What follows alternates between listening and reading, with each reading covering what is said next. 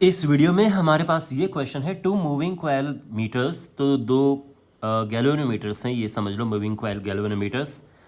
M1 and M2 have the following particulars. तो यहाँ पर जो दो कॉइल्स हैं उनकी ये इन्फॉर्मेशन गिवन है और हमें बताना है कि रेशियो क्या है उनकी current sensitivity end voltage sensitivity का।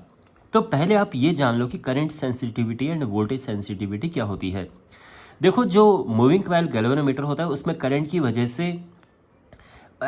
एक उसमें जो निडल होती है वो मूव करती है और इस वजह से उसमें टॉर्क डेवलप होता है। जो वो टॉर्क होता है that is NIAB। N number of turns हैं, I करंट है, A area of coil and B magnetic field.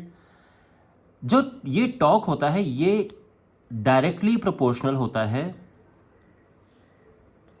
जो एंगल जिस पे मूव करती है ये जो निडल होती है, ठीक है। तो ये एंगल है बेसिकली। जब हम इसको हटाते हैं यहाँ से तो यहाँ पे एक कांस्टेंट आ जाता है जिसको हम स्प्रिंग कांस्टेंट कहते हैं। तो अब ये समझो आप कि हमारे पास ये फॉर्मूला एक बन जाता है। अब यहाँ पर जो करंट सेंसिटिविटी है दैट इज फाई, यानी जो एंगल है अपॉन करंट, एंड जो वोल्टेज सेंसिटिविटी होती है that is phi upon V means voltage. तो अगर हम यहाँ पर इसको देखें यानी इसको नीचे लेके जाएंगे, इसे नीचे लेके जाएंगे, तो हमारे पास फॉर्मूला बनेगा NAB अपॉन के। और V है यहाँ पर, तो V समझो कि V होता है I इंटू आर। तो V अपॉन आई तो ये सारा है, उसमें बस R का एक्स्ट्रा यहाँ पर मल्टीप्लाई हो गया है, ये समझो आप। तो NAB अपॉन के। तो ये फॉर्मूला करंट सेंसिटिविटी का है, ये वोल्टेज सेंसिटिविटी का फॉर्मूला है। Is it clear?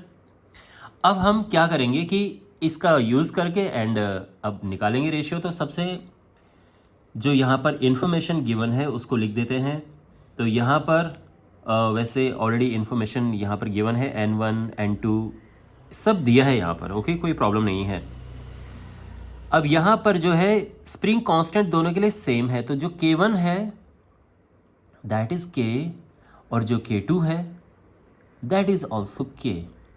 तो यहाँ पे हमने करंट सेंसिटिविटी फाइंड करनी है M2 एंड M1 की, यानी ऊपर 2 आएगा नीचे 1 आएगा। तो जो फर्स्ट पार्ट यानी A है current sensitivity of the second coil upon current sensitivity of the first coil, ये हो जाएगा। देखो, तो यहाँ पर फर्स्ट कॉइल के लिए ये हम क्या करेंगे, 1 लगा देंगे एंड सेकंड के लिए हम यहाँ पे 2 लगा देंगे। तो देखो ये हो जाएगा N2 A2 B2 upon K2 है, बट K2 K ही है क्योंकि ये सेम है। और जो 1 के लिए N1 A1 B1 upon K, यहाँ पे K से K कैंसिल हो गया। N2 जो है यहाँ पर ये 42 है और A2 है ये यहाँ पर ये 42, A2 है 1.8 into 10 raise to the power -3 and जो B2 है वो है 0.5। अभी मुझे ये थोड़ा यहाँ से मिटाना होगा, तो ये सब जो इन्फॉर्मेशन है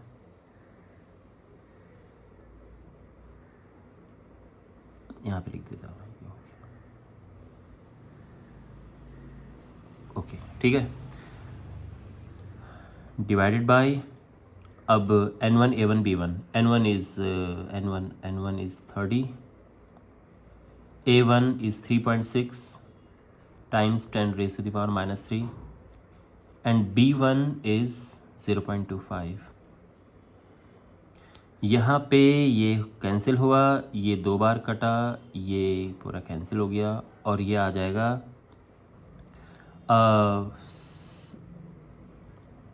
6 7 अपॉन 6 5 7/5 आ गया है। तो इसका जो रेशियो है 7:5, ये आंसर आ गया है। जो इसका बी पार्ट है, हमने वोल्टेज सेंसिटिविटी का रेशियो फाइंड करना है, तो voltage sensitivity 2 upon voltage sensitivity 1।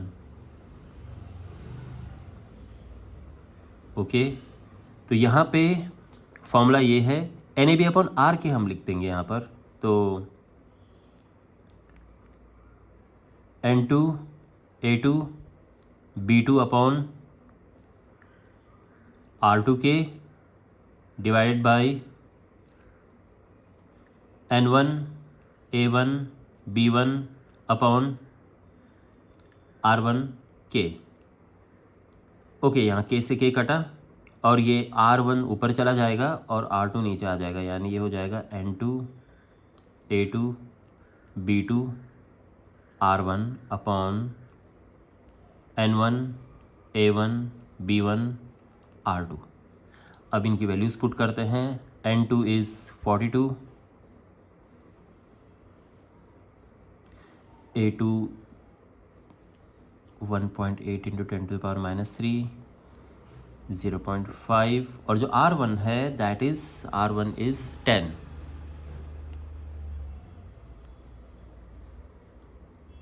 Divided by 30 times 3.6 times 10⁻³ times 0.25, और जो यहाँ पर R2 है, R2 इज़ 14। तो ये कैंसिल हुआ, ये 2 बार कैंसिल हुआ और ये कैंसिल हुआ, ठीक है। 14 3 ज़ा 42, 10 3 ज़ा 30, 3 से 3 कटा और ये रेशियो आ गया 1:1, और ये हमारा आंसर है, ठीक है। ये दोनों हमारे आंसर है।